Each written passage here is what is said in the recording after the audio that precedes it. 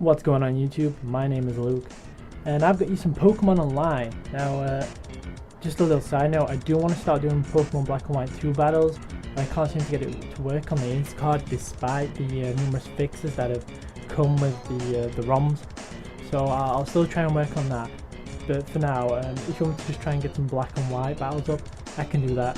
But anyway, this is the first of many, hopefully many, series of Pokemon Online battles. Now, looking at the team preview, and I'm seeing that he's got a Monferno and a Pinsir.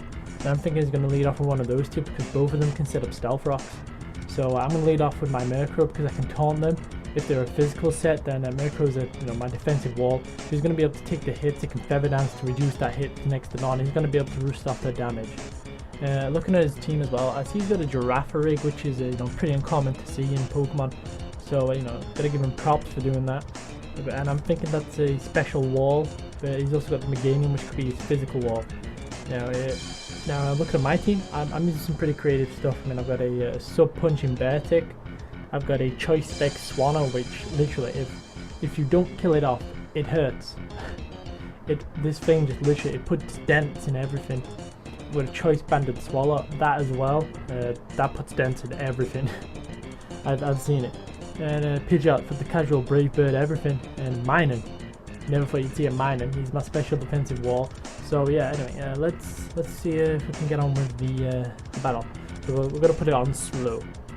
So it's turn number 1. I'm gonna taunt him just in case he wants to go for the Stealth Rocks, and it turns out that he's going to go for the Nasty Plot. So this means he's a special orientated set. Now I'm gonna roost off to see if he was. Oh no, sorry. I go for the Brave Bird to try and take him out, and I almost died to recoil. And so I'm thinking I don't want to die. It's too early to lose Murkrow. So I'm going to go into my special wall base because it's time to get funky. And basically I'm just going to do the smart thing because he's missing Fire Blasts. I'm going to set up a Light Screen. I'm going to set up a Wish. I'm going to Protect Stall, and basically I'm going to come back to full health, and I'm going to Toxic him to take him down, and that'll mean that I can he'll have lost his Pokemon. I'll still have all 6 of mine. I'll have a Light Screen up. He's missing these Fire Blasts, so I'm getting pretty lucky. Then again, if you're going to play with low accuracy moves, then that's the trade-off that you're going to go for. Now he decides to set up on me right now, and I just go for the Toxic to take him out, and that Toxic's going to knock him out. As I get my Wish, my Light Screen's still up, but I'm coming out on top of that. So this is a good play on my part. I'm just going to go into his Pikachu. Now I'm a little unsure what he's going to do, so I'm going to go into my Murkrow thinking he could be a subset. Hence why why would he go into a special wall? And he does do the substitute. And I go for the Roost to try and get some health up. So I'm going to go first, and he goes for the T-Bolt. Now that T-Bolt does 37%. It's nothing too much, but that's with the Light Screen up, so it is doing quite a lot. So I'm going to keep roosting up, try and get some of that HP back, and I'll find that his Thunderbolts are going to do a lot more later on. And he enclosed me into Roost, which I don't mind, but I'm going to switch back out into base because I want to get funky again. Now this means Girafarig, he shows me right here that he's a Calm Minding set, which means he's either specially offensive or specially defensive. I'm going to go for the Toxic, try and get some residual damage on him. This is all going to start racking up, especially if he's setting up Calm Minds, which means that you can't stay in there for too long. He's going to lose all those Calm Mind boosts. I'm going to set up a Light Screen to stop any sort of attacks he may want to do. This could be any Thunderbolt, any Energy Balls, any Psychics. It's basically just going to limit to what he can do. Now I'm going to switch back into Murkrow just in case he does go for the Psychic, because he's at +2, but he's getting a bit greedy right now, and he's gone through 3 Calm Minds. So I'm thinking that Psychic's not going to do that much. I'm going to Roost off some damage. It's going to heal me. It's going to tell me what he's going to do. And with 3 Calm Minds, his Thunderbolt does quite a lot of damage, but he's also taking Life Orb damage. So I'm stalling him out with Life Orb. I'm stalling him out with Toxic. I'm just going to keep on roosting off that damage. Now, although this will be a losing battle if he could stay alive, obviously he can't because of Toxic and because of Life Orb. Basically, I'm doing the wise thing. I don't want to lose any Pokemon to you know, someone who's at +3. Now Toxic does manage to take him out. So he's gone into Seadra, and I'm going to go for the Roost. Now this is like a little bit of a weird play. He has Toxic on his Seadra. Now that's a little bit unexpected, at least for me. So I'm going to taunt him just in case he wants to, you know, sort of predict any switches. It might be some sort of weird set, and instead he goes for the Ice Beam, and even like Murkrow takes it like a boss. Like nothing really takes him out now. I'm going to switch out because I don't want to be taking any more toxic damage. I'm going to go back into base. Base is going to be able to take these Ice Beams, you know, quite nicely. And like 17% from the Seadra on a minor, so we're able to stall him out. I'm going to go for the Toxic. That Toxic is going to slowly start taking him down. Now later on you'll see that this Seadra is a really weird set. I've never really seen it before. I don't think it, you know, works as well as the guy intended it to. So I'm going to go for the Protect to see what he wants to do. I'm going to also rack up some toxic damage doing this. And as he does, he goes for the Toxic, so I've prevented myself from getting Toxic. Now I'm going to try to see what he's going to do. I think I'm going to predict that he's going to go for the Toxic, and I'm going to go back into Swallow this time, which means the Toxic is going to be, you know, it's going to be invalid. Now what I'm going to do here is I'm going to go for the Choice Banded Gunk Shot because that's going to put a dent.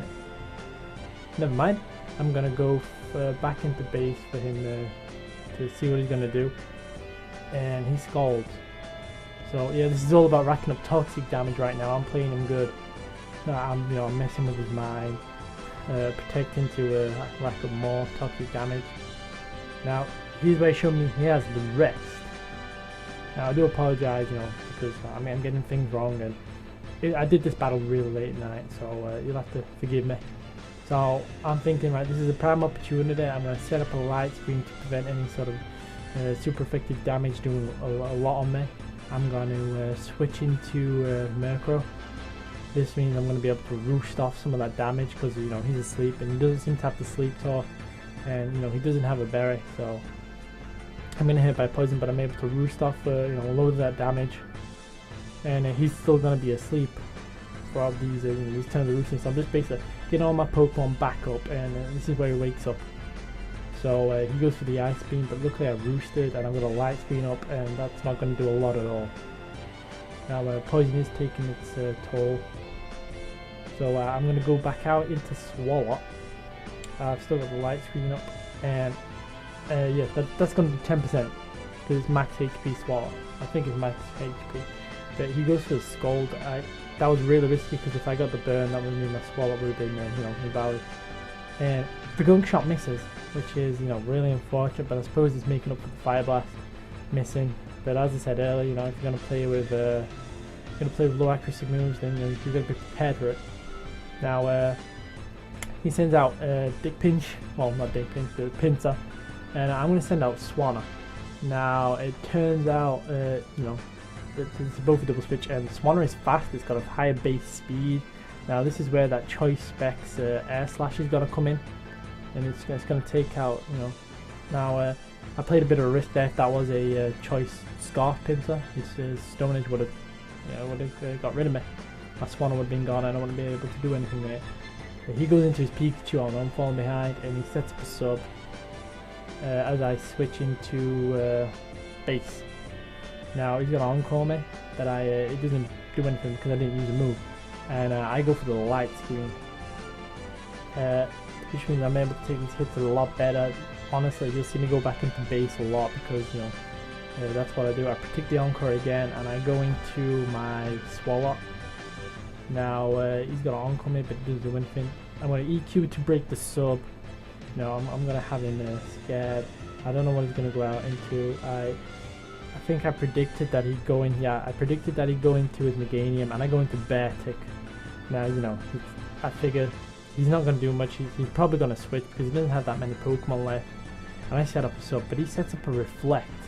Now, this does turn out to be a pain in the ass because he is a Light Clay Meganium. So he's setting up a Reflect and a Light Screen. Now, despite that, my Icicle Crashes are still doing quite a bit. I mean, 38%. on a, I think it's a defensive, possibly max HP. It might be special defensive. Either way, it's got to have max HP to set up screens, so it's got the survivability. And I'm doing that, did 43% right there. I'm not getting the crit, unfortunately. You know, I shouldn't really be relying on hacks, but you know, it's how the game's played. Now, for some reason, he goes for the light screen again. I don't know if he like thought I'd have the brick break or something. I don't know why, but he loses in the game for that. Now he's going to send in Cedar after this. Now I'm thinking, oh, I'm going to go for the focus punch. It's going to do a reasonable amount, but this is where the reflect, you know, it plays a big part in the battle, because it only does 15% to the Cedar, and I really could have done with it to do more. And this is, you know, I forgot. Now I'm scared of getting burned because I don't really want to get burned. So I'm going to switch back out. I'm going to go into Micro. I want to see if I can get some roosts off, but he gets the crit. Now that crit pissed me off, so I do a bit of a stupid play right here. I go into Pidgeot, and I'm thinking, well, in the, you know, the wise words of Fizzy Stardust, Brave Bird everything. And this is when I realised that the reflect is still up, and he gets his poison point. You know, it's a 10% poison. I'm getting hit by Life Orb, and Ice Beam doesn't take me out. Now this is why Pidgeot is one of the more usable birds, because it has that defensive side to it, and I'm able to just Brave Bird off. I'm just getting damage now because I realise that the reflect is still up, but I need something to pass the turn, and I'm not going to be able to sort of survive the poison, so I go for the Brave Bird just to get off some of that damage, and I'm going back into base now. I'm going to go for the Toxic, and I'm going to go for the Protect to see what he does. He goes for the Scald. Obviously it seems he's not bothered. He's not going to go for the Toxic to try and sort of wear me down, as he should have really done, because, you know, Special War is not going to do much. Now I go for the Toxic, and I think he's going to go for the Toxic as well, so that might have been why he predicted. He might have predicted me there, I don't know. If it was good playing him, if not, it doesn't really matter. And he's like, hey man, I just wanted to say, this might take a while, so I think we should get to know each other. So, you know, he's sort of wanted to get to know me because it seems I'm gonna win. Now I switched into Swallow thinking, oh, you know, he's gonna go for some maybe rest so I can you know, get some choice banded attacks off, but it turns out I didn't. And I switched back into base now because I don't want Swallow to die, because Swallow is a massive powerhouse. Sorry. And this is where it tells me he likes long walks on the beach. Now, yeah, you know, he's trying to get, you know, he's just trying to fuck with me. So, yeah, I go for the, I go for back into base to basically set up some wishes. I'm going to pass on to Swallow. And in the end, it turns out that he's just going to quit. So, that has been, you know, a battle with shit I don't really remember from Pokemon. If you enjoyed it, give me a like. This has been Luke, and I'm out.